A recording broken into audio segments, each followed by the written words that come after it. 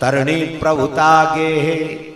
पत्नी की प्रभुता घर में आ जाए और वो बूढ़े बुजुर्गों का अपमान करने लगे, अनादर करने लगे, तो समझ जाना ये घर जल्दी मिटने वाला है, ज्यादा लंबे समय तक नहीं रहेगा। तरणी प्रभुता गे है श्याल को बुद्धिदायका। बड़ी प्यारी गृहस्थों की भी दुर्दशा है, गृहस्थ आश्रम में भी अच्छा व्यवहार नहीं, तो क्या करें। कहा हर व्यक्ति की आयु, विद्या, यश और बल बढ़ता है यदि वो वृद्धों का आदर करता है। अभिवादन शीलस्यो नित्यं वृद्धोपि सेविना चत्वारि तस्य वर्धन्ते आयुर्विद्या यशो बलम्। आयु, विद्या, यश और बल बढ़ता है। कुछ ना बने, आप कुछ नहीं कर सकते हैं तो केवल प्रातः काल उठकर अपने बूढ़े बुजुर्गों को प्रणाम करना प्रारंभ कर दो। प्रातः काल उठ के रघुनाथ, प्रातः काल उठ के रघुनाथ, माता पिता गुरुना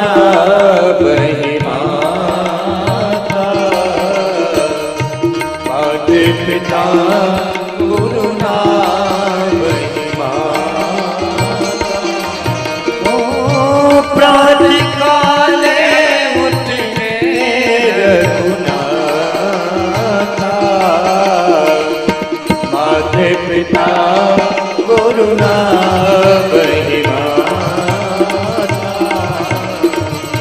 माता पिता गुरु नाम। शीलस्यो नित्यं वृद्धोपि सेविना चत्वारि तस्य वर्धन्ति आयुर्विद्या यशो बलम्। आयु, विद्या, यश और बल बढ़ जाता है। लेकिन नारद जी कह रहे हैं सनकादि महात्माओं से कि घर में पत्नी के प्रभुत्व होने पर बूढ़े बुजुर्गों का अपमान हो रहा है, अनादर हो रहा है। मत करो आप बहुत सारे उपवास, मत करो आप बहुत सारी पूजा। माता पिता का आदर कर रहे हो तो पूजा तो हो गई, वही पूजा है। तीर्थ में जाना है, अगर तीर्थ नहीं जा पाते तो कोई बात नहीं। सर्व तीर्थमयी माता सर्वदेवमयम पिता। दुनिया के सारे तीर्थ मां के चरणों में है और दुनिया के सारे देवताओं की पूजा का फल पिता के चरणों में है। एक बार माथा पटक कर देखो, अपने आप सब कुछ मिल जाएगा। जय हो। नारद जी कह रहे हैं मुझे कहीं ना तो आश्रम में पवित्रता दिखी, ना गृहस्थ आश्रम में पवित्रता दिखी, तो मैं लौटकर आ गया। और फिर मैंने क्या देखा? नारद जी कहते हैं जब मुझे कुछ दिखाई नहीं पड़ा तो मैं फिर जमुना के किनारे पर पहुंच गया। वहां मैं क्या देखता हूं? भो भो साधु क्षणम तिष्ठ मचिंतामपि नाशय दर्शनम तव लोकस्य सर्वथा अगहरम परम। भक्ति चिल्लाई नारद जी को देखकर, हे महात्मा मेरी पीड़ा दूर करो। महात्मा भी दौड़े दौड़े आए, भक्ति से पूछा तुम कौन हो? भक्ति ने कहा मेरा नाम भक्ति है। उत्पन्ना द्रवणेशाहम वृद्धिम कर्नाटके गता क्वचिन क्वचन महाराष्ट्रे गुर्जरे जीर्णताम गता। मैं द्रवण देश में पैदा हुई, कर्नाटक में थोड़ा पड़ी पली, थोड़ा महाराष्ट्र पहुंच गई और गुजरात गई तो मैं बूढ़ी हो गई। गुर्जरे जीर्णताम गता। कलयुग के कारण मेरे बेटों को भी बार बार अचेत अवस्था से गुजरना पड़ा है। वृंदावन में आ गई तो मुझे तो नया रूप मिल गया। वृंदावनम पुनः प्राप्यो नवी नैव स्वरूपणीम जाता हम युवती सम्यक कोष्ठ रूपात सांप्रतम। इसलिए मेरे बच्चे अचेत हैं, इनके उद्धार के लिए कुछ किया जाए। नारद जी बोले भक्ति भगवान के चरणों का स्मरण करो, वही तुम्हारे बेटों को स्वस्थ कर सकते हैं। क्योंकि कलयुग में संकीर्तन का भगवान के नाम का फल है, और इतना बड़ा फल है, यत् फलम नास्ति तपसा न योगेन समाधिना तत्फलम लभते सम्यक कलौ केशव कीर्तनम। कलयुग में जो भगवान का नाम संकीर्तन मिलकर करते हैं, उससे बड़ा कोई पुण्य नहीं। हे हरि आ जाओ, हरि आ जाओ, हरि आ जाओ, हरि आ जाओ। मेरी बिगड़ी आन बना जाओ, मेरी बिगड़ी आन बना जाओ। हरि आ जाओ, हरि आ जाओ, हरि आ जाओ, हरि आ जाओ। भक्ति ने प्रार्थना की, हे प्रभु पधारो, मेरे बच्चों के लिए स्वस्थ कर दो। नारद जी के द्वारा धर्म की मीमांसा श्रीमद् भागवत महापुराण को सुनाया गया। भक्ति के बेटे ज्ञान वैराग्य दोनों को चेतना प्राप्त हो गई। अब तो सब लोग आनंद पूर्वक श्रीमद् भागवत कथा को श्रवण करने लगे। कहाँ हुई कथा? गंगा के तट पर। चर्चा कहाँ हुई थी? हरिद्वार में कथा हुई, और चर्चा हुई थी बद्री विशाल में। बद्री विशाल तो बहुत अच्छी जगह थे। बद्रीनाथ से नीचे हरिद्वार में क्यों आए? हरिद्वार में इसलिए आए कि हरिद्वार दिल्ली से लगा हुआ है, तो समाज के लोगों की भी सुविधा कथा के लिए देखी गई। उस समय भी गंगा के पावन तट पर हरिद्वार में भक्ति के बेटों को कथा सुनाई गई, और सभी लोग प्रार्थना करने लगे। एवं नगाह श्रवणो रुधर्मे प्रकाश्यमाने ऋषिभि सभायाम श्री कृष्ण गोविंद हरे मुरारी नाथ नारायण वासुदेव। श्री कृष्ण गोविंद हरे मुरारी, हे नाथ नारायण वासुदेव। एवं नगाहो श्रवणो रुधर्मे हे नाथ नारायण वासुदेव। प्रकाश्यमाने ऋषिभि सभायां हे नाथ नारायण वासुदेव। आश्चर्यमेकं सम्भूतदानीं श्री कृष्ण गोविंद हरे मुरारी, तदच्युते संसृणुसौनुकत्वम्। हे नाथ नारायण वासुदेव। श्री कृष्ण गोविंद हरे मुरारे श्री कृष्ण गोविंद हरे मुरारी, नाथेति नामानि मुहुर्वदन्ति। हे नाथ नारायण वासुदेव।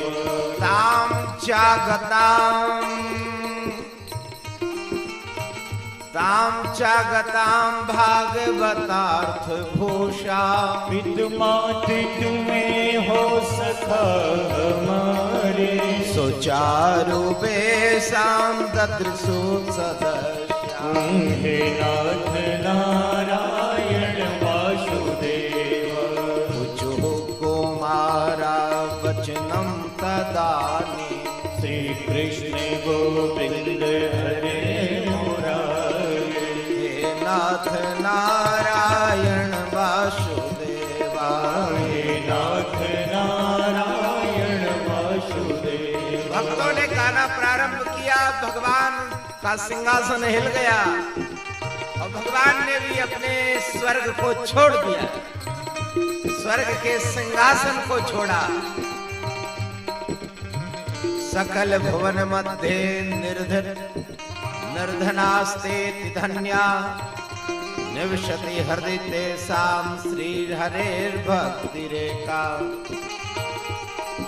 हरिरपि निज लोकम सर्वथा तो विहायो प्रविशति हृदि तेषां भक्ति सूत्रोपनद्धा। कृष्ण गोविंद हरे मुरारी हे नाथ नारायण वासुदेव।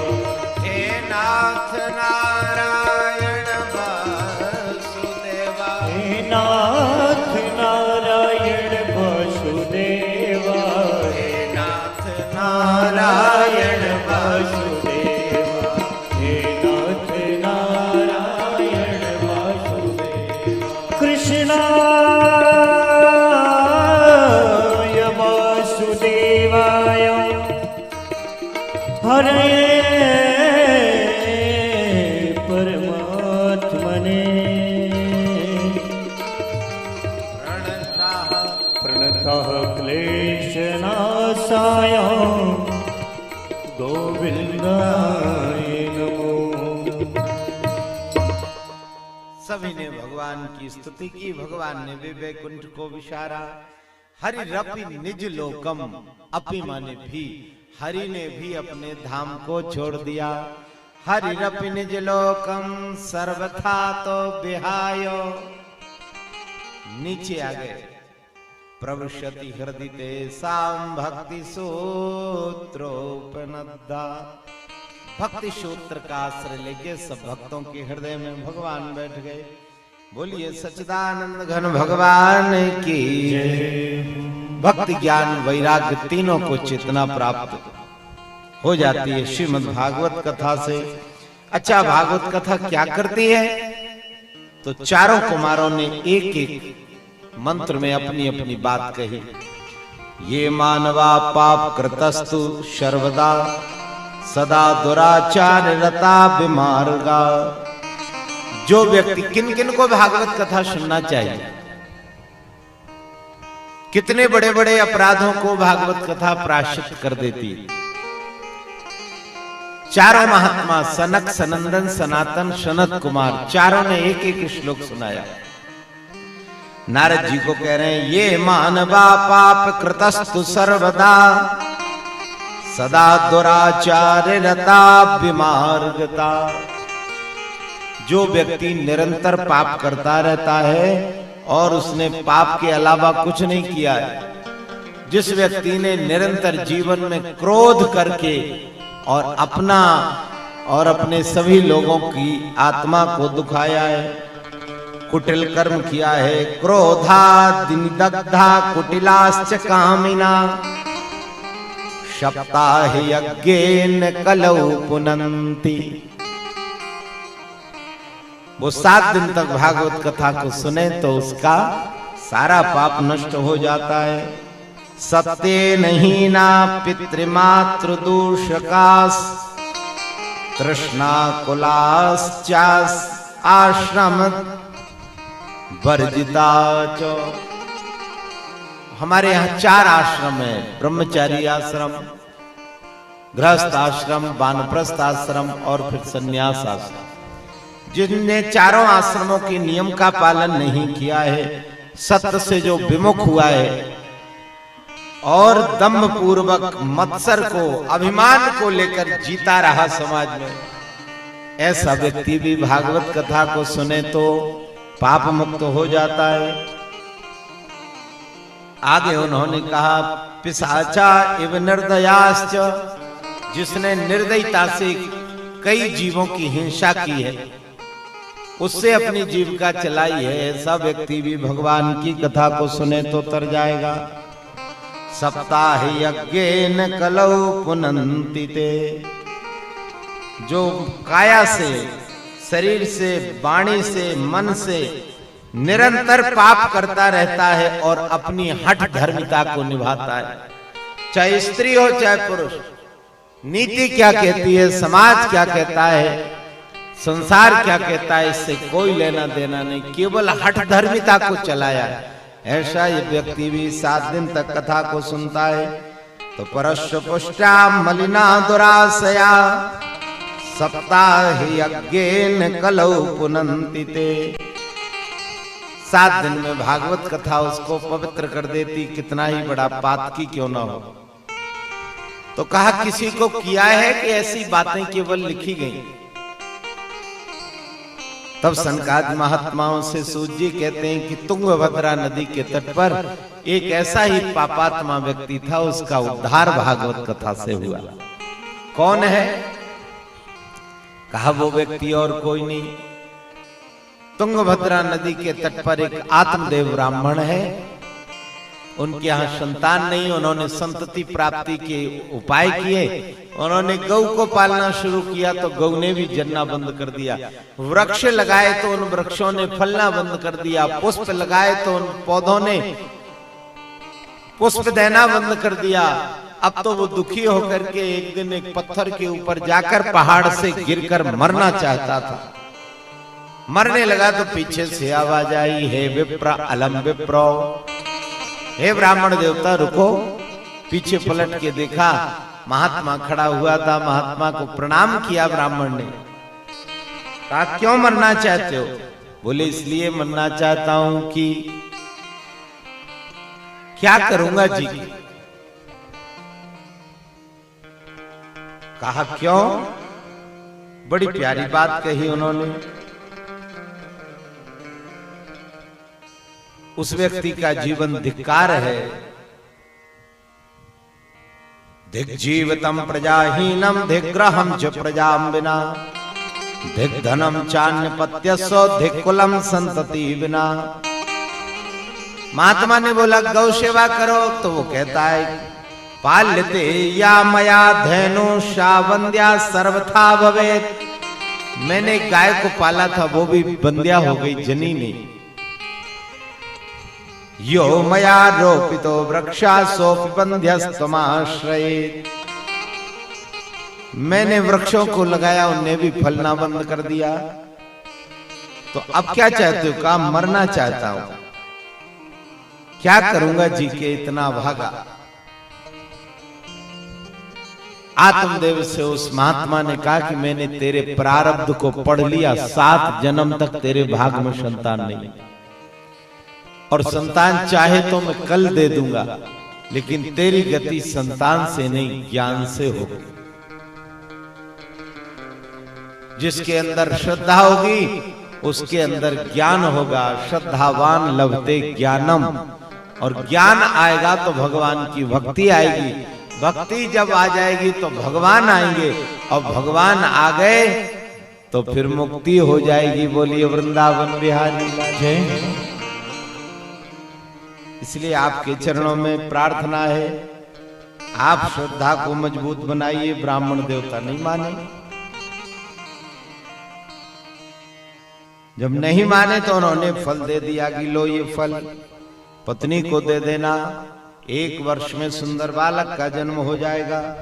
नियम क्या है? का सत्यम शौचम दयादान मेक भक्तम दुभोजनम वर्षावधि स्त्रिया कार्या तेन पुत्रो तीन निर्मला। 1 वर्ष तक नियम करे तो निर्मल पुत्र होगा। पत्नी को फल दिया, पत्नी ने कहा इसको खाऊंगी तो गर्भ हो जाएगा। गर्भ होगा तो पेट बड़ा होगा, पेट बड़ा होगा तो अभी 2.5 किलो खाती हूं, फिर थोड़ा सा खाना पड़ेगा, और फिर कम खाऊंगी तो शरीर में ताकत भी कम हो जाएगी। ऐसे में कहीं गांव में आग लग गई तो भागते नहीं बनेगा, मरना ही पड़ेगा। सुखदेव जी ने बड़ा प्यारा श्लोक लिखा। कहा फल भक्षेण गर्भस्यात् गर्भेणोदर वृद्धिता स्वल्प भक्षम ततो शक्तिर्ग्रह कार्यम कथम भवेत्। आग लग गई तो ऐसे में क्या होगा? इसलिए जल के ही मरना पड़ेगा। क्या करें? का ये फल नहीं खाते। फल गाय को खिला दिया। छोटी बहन आई, उसको गर्भ था, उसने कहा कि तू मुझे धन दे देना, मैं उसके बदले तुझे पुत्र दे देती। पत्र हुआ, छोटी बहन के लाकर दे दिया, उसके बदले धन ले लिया। आत्मदेव तो बड़े प्रसन्न है कि बालक आया है बुढ़ापे में। उन्होंने भी तुरंत सारे संस्कार किए। जात कर्म न प्राक प्राशन, दीक्षा, कर्णभेद सारे संस्कारों को किया। अंत में सारे संस्कारों से युक्त होकर बालक बड़े हो गए, पर विद्वानों ने कुंडली बनाई तो उसमें फलादेश आ गया। क्या फलादेश? कहा धुंधकारी पंडितो ज्ञानी। धुंधकारी जो है वो जितने ज्ञानी होंगे, पंडित होंगे, उनको पीड़ा देने वाला होगा। और गौकर्ण विद्वान होगा। गौकर्ण हो पंडितो ज्ञानी, धुंधकारी महाखला। महाखल होगा, जो प्रेत के हाथ में पिंड दिया जाता है उसका भक्षण करने वाला होगा। चोरों के धन को चुरा कर खाएगा, वैश्यागामी होगा, हिंसक होगा, शस्त्र धारण करने वाला होगा। बहुत सी बातें कही। अंत तो गत्वा कुंडली तो बन गई और धुंधकारी इसी तरह जीने लगे। पिता दुखी होकर चले गए, घर त्याग करके छोटा भैया चला गया और मां को गले में रस्सी बांध के कुएं में लटकाया, मार डाला। कहा धन ला दे। वृद्ध अवस्था में वृद्ध लोग छिपा के रखते हैं। मां बोली बेटा मेरे पास तो है ही नहीं, क्या करूं, कहां से लाऊं? तो कहा अब नहीं है तो मर जा। रस्सी बांधकर कुएं में लटका कर मार डाला। अब तो वैश्याओं को अपने घर ले आया और वैश्याओं ने कहा धन तो ला। धन बचाने निकटवर्ती राजा के राज्य में चोरी की। वैश्याओं को लगा कहीं पकड़ में आ गई चोरी तो हमको भी जेल जाना पड़ेगा, इसलिए रात ही रात में इसको मारने का दृढ़ निश्चय कर लिया वैश्याओं ने। दो ने हाथ पकड़े, दो ने पैर बांधे, एक ने मूसल उठाया, दूसरी अंगार डालती रही, दूसरी मूसल से धांसती रही। मार डाला धुंधकारी। प्रेत बन गया भयंकर, सबको डराने लगा। एक दिन गौकर्ण आए, क्योंकि जननी और जन्मभूमि की याद सबको आती। गौकर्ण आए, उन्होंने देखा धुंधकारी ने डराया, अपने हाथ में जल लेकर अभिमंत्रित करके पूछा तुम कौन हो? धुंधकारी ने कहा तो दियो। हे भैया गौकर्ण हो। गौकर्ण तुम्हारा मैं भ्राता हूं। तो दियोष्मी, मेरा नाम धुंधकारी है, उपाय करो मैं मुक्त हो जाऊं। प्रातः काल सूर्य का उदय हुआ। सूर्य अर्घ देकर भगवान सूर्य का रथ स्तंभित कर दिया और सूर्य का रथ स्तंभित हुआ। भगवान सूर्य से प्रार्थना की। सूर्य ने कहा भागवत कथा सुनाओ। परीक्षित का मोक्ष हुआ था तो इसका भी हो जाएगा। कहते हैं भागवत कथा सुनाई गई और भागवत कथा से मोक्ष हो गया। धुंधकारी ने भी बहुत बहुत धन्यवाद दिया, साधुवाद दिया। सप्ताह को, भागवत कथा को, ज्ञान यज्ञ को आनंद हो गया। जब भागवत कथा सुनी तो पहले दिन पहली गांठ चटकी, दूसरे दिन दूसरी गांठ, तीसरे दिन तीसरी गांठ, 7वें दिन 7वीं गांठ चटकी और विमान आया, उसमें बैठ करके चला गया। दिव्य रूप धरो जातस तुलसी दाम मंडिता, पीतवासा घनश्यामो मुकुटे कुंडलान्विता। धन्यवाद देते हैं धुंधकारी। धन्या भागवती वार्ता, प्रेत पीड़ा विनाशिनी, सप्ताहो तथा धन्या कृष्ण लोक फल प्रदा। ऐसी कथा धन्य है जो कृष्ण के लोक को प्राप्त करा देती। बोलिए सच्चिदानंद भगवान की। सारे ग्रामवासी मिलकर आए और गौकर्ण से कहा कि तुमने भैया को तो कथा सुनाकर मोक्ष दे दिया, हमारा मोक्ष क्यों नहीं हुआ? हमने भी तो कथा सुनी। तो कहते हैं भाद्रपद मास में गौकर्ण ने फिर से श्रीमद् भागवत कथा को सुनाया। तो उस स्थान पर तुंगभद्रा के तट पर केवल स्थान था, वह स्थान रह गया, बाकी सारा नगर का नगर मोक्ष प्राप्त कर गया। बोलिए वृंदावन बिहारी लाल। श्रीमद् भागवत में प्रवेश करते हैं। जन्माद्यस्य यतोऽन्वयादितरतस् चार्थ्वेष विज्ञाः स्वराट्, तेने ब्रह्म हृदय आदि कवयो मुह्यन्ति यत्सूरया। तेजो वारि मृधाम यथा विनिमयो यत्र त्रिसर्गो मृषा धाम्ना स्वेन सदा निरस्तकुहकं सत्यं परम धीमहि सत्यं परम धीमहि। आइए हम सब आरती करते हैं। आरती के बाद ही कोई कहीं जाए, बिना आरती के कोई ना उठे। 2 बार प्रभु का पावन नाम ले। हरे राम राम राम सीता राम राम राम।